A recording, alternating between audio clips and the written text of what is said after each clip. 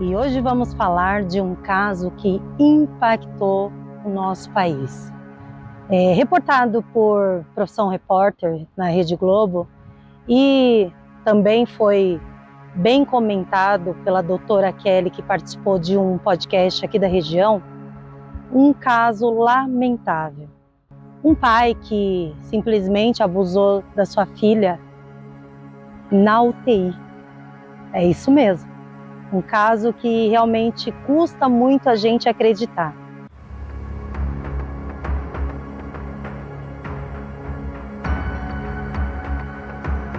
E essa jovem de 17 anos, que foi internada no hospital particular da região, que estava numa festa há 40 dias atrás, onde possivelmente poderia ter usado cigarro eletrônico ou narguile.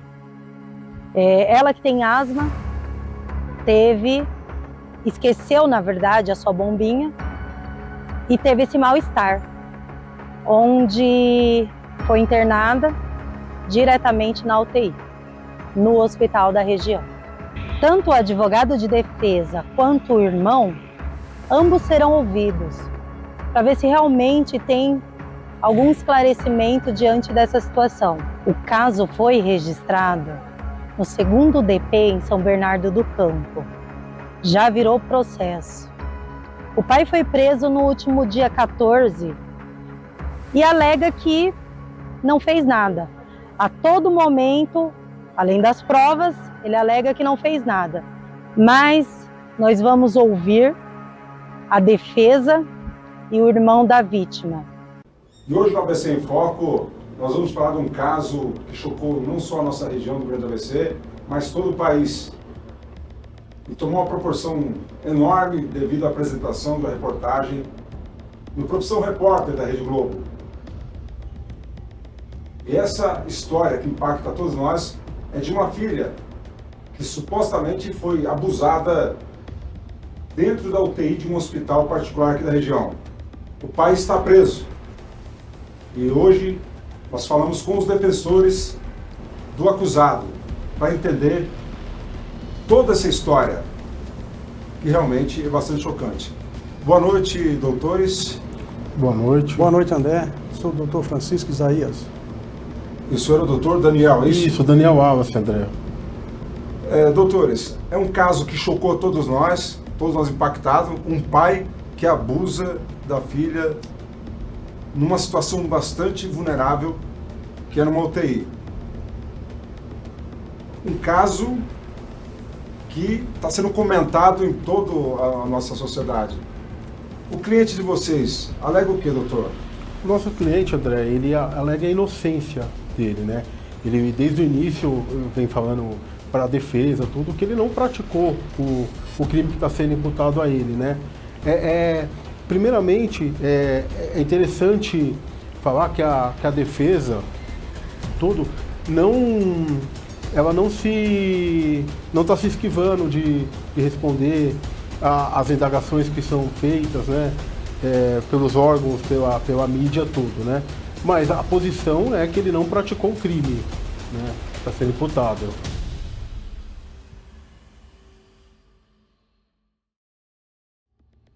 Doutor Francisco, e no que ele se baseia para dizer isso? Olha, eu não cometi esse crime, eu não sou esse monstro.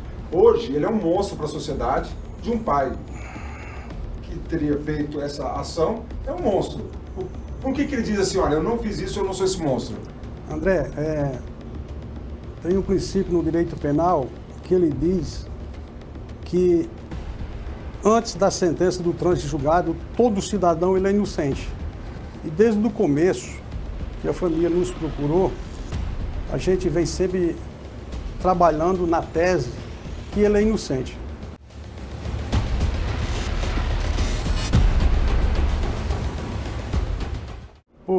Porque primeiro, que quando você vai fazer uma defesa de qualquer crime, de qualquer ato, a gente tem de trabalhar com a inocência do seu cliente, certo? E até o momento a gente está na tese da defesa de que o nosso cliente ele é inocente.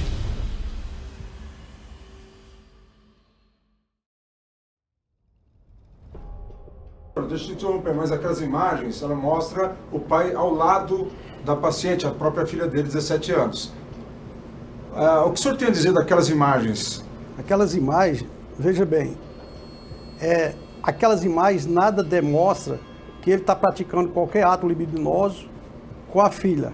Porque aquelas imagens, se você olhar do primeiro vídeo até o quarto vídeo, não dá para notar nada que ele está passando a mão nela, que está fazendo qualquer ato contra ela.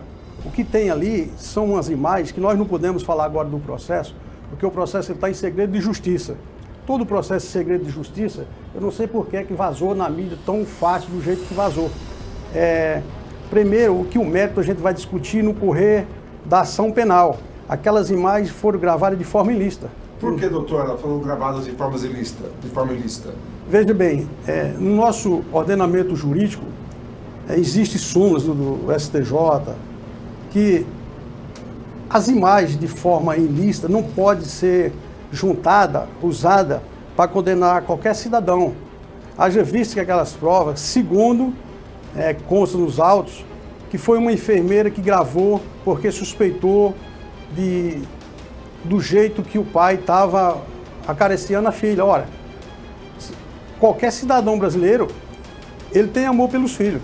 O que é que aquelas imagens mostram?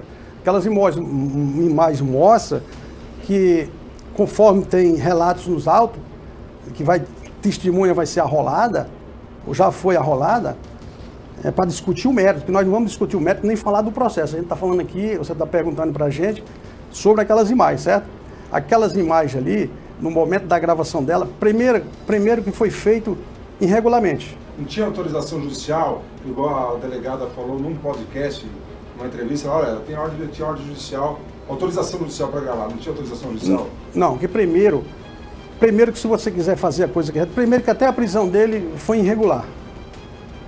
Primeiro que ali era para ter acontecido o seguinte, se a enfermeira desconfiou de alguma coisa, tivesse passado para a direção do hospital, o hospital comunicado à polícia, a polícia pedido, tivesse feito um requerimento ao judiciário para que fosse autorizado a gravar. Então, aquilo ali, lá na frente, vai ser provado que não tem validade.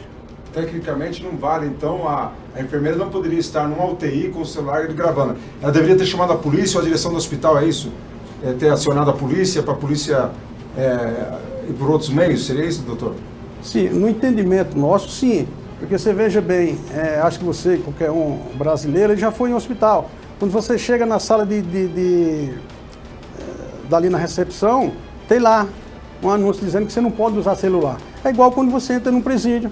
Daqui a pouquinho, de forma exclusiva, aqui no Viva ABC, nós vamos falar com o irmão da jovem que estava ali na UTI. E ela já está falando, se recuperou, e ela falou do caso, e o que ela transmitiu para ele, inclusive ele gravou o que ela falou, nós vamos revelar com exclusividade aqui no Viva ABC. Doutor, a delegada Kelly Saqueto, que é seccional, em entrevista à mídia, ela disse que o exame de corpo de delito foi fundamental para o pedido de prisão do seu cliente. E ela comenta, esse laudo mostra que havia lesões na parte íntima da paciente. Havia algum procedimento médico ou foi... O que vocês têm a dizer sobre essas lesões ali?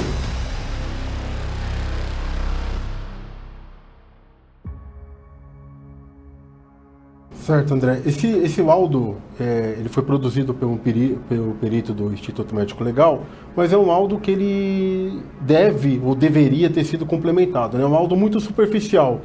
Ele, de fato, afirma que tem uma lesão, mas não afirma o tipo de lesão, tamanho da lesão, a forma que ela pode ter sido causada, né? A gente precisa recordar que a vítima, ela encontra-se no hospital onde ela foi submetida a vários procedimentos, inclusive foram colocados sonda na vítima, né? A gente não pode esquecer esses procedimentos foram feitos.